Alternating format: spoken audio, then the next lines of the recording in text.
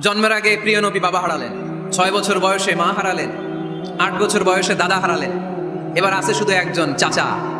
এমন চাচা বাবার চেয়েও বেশি আদর করে বিষ্ণু ইসলামকে লালন পালন করলেন। এই আবু তালেবের ভয়ে আবু জাহেল আমার প্রিয় নবীর গায়ে হাত লাগাতে পারে নাই।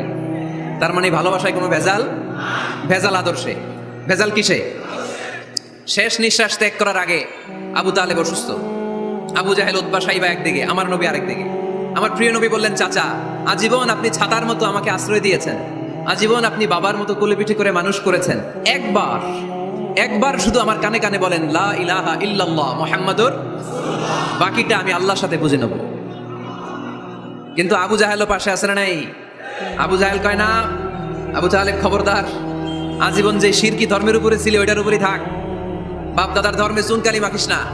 একবার আবু তালেব প্রিয় নবীর নুরানি চেহারার দিকে তাকায়, মনে মনে ভাবে এখনই পড়ে ফেলি কালিমা।